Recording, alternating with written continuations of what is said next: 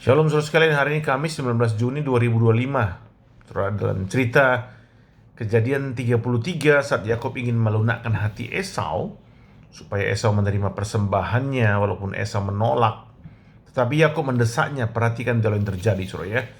Di dalam Kejadian 33 ayat 10. Tetapi kata Yakub, janganlah kiranya demikian, jikalau aku telah mendapat kasihmu, terimalah persembahanku ini dari tanganku. Karena memang melihat mukamu adalah bagiku serasa melihat wajah Allah, dan engkau pun berkenan menyambut aku. Terimalah kiranya pemberian tanda salamku ini yang telah kubawa kepadamu, sebab Allah telah memberi karunia kepadaku dan aku pun mempunyai segala-galanya. Lalu dibujuk-bujuknya lah Esau sehingga diterimanya.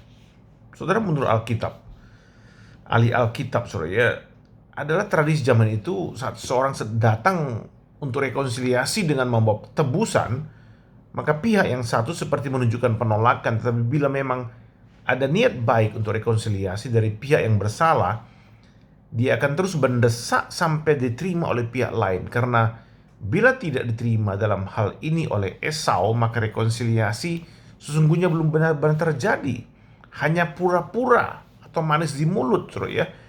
Itu sebabnya Yakub mau memastikan bahwa Esau menerimanya. Tapi bila Esau menerimanya, maka secara hukum ya adat saat itu Yakub tidak lagi berhutang apa-apa kepada Esau, termasuk utang moral, karena di situ terjadi pengampunan fisik dan rohani.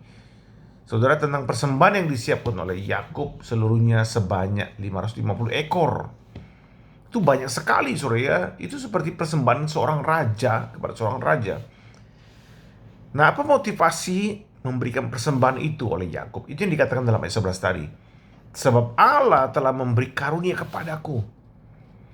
Saudara, apa kata Yakub tentang semuanya ini dalam pasal 32 ayat 10? Dia berkata kepada Allah, sekali-kali aku tidak layak menerima segala kasih karunia dan kesetiaan yang kau tunjukkan kepada hambamu ini, sebab aku membawa hanya tongkatku ini waktu aku menyeberangi sungai Yordan ini. Tetapi sekarang telah menjadi 2 pasukan. Itulah motivasimu, saudara ya. Yang paling mendasar motivasimu dalam memberikan persembahan adalah karena aku tidak layak mendapat kasih karunia ini. Bukan karena engkau punya uang, punya harta, tapi karena semuanya yang kau miliki dari Tuhan. Engkau tidak pernah, saudara, memberikan apa-apa kepada Tuhan. Engkau tidak pernah donasi kepada Tuhan, tapi engkau memberikan persembahan kepada Tuhan. Tuhan tidak pernah miskin, maka kita perlu mendonasikan kepadanya.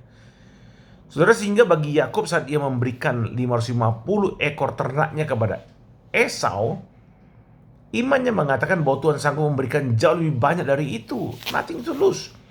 Karena memang semuanya yang dimiliki oleh Yakub adalah dari Tuhan semata. Sehingga pada waktu dia memberikan kepada Esau, dia mengingat bahwa semua itu adalah anugerah Tuhan bagi dia.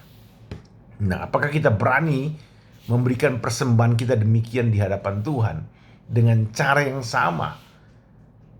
Apa itu? Karena kita sadar bahwa apa yang kita miliki, tenaga kita bekerja, otak kita bekerja, kemampuan kita bekerja, adalah karena semata-mata karunia Tuhan bagi kita.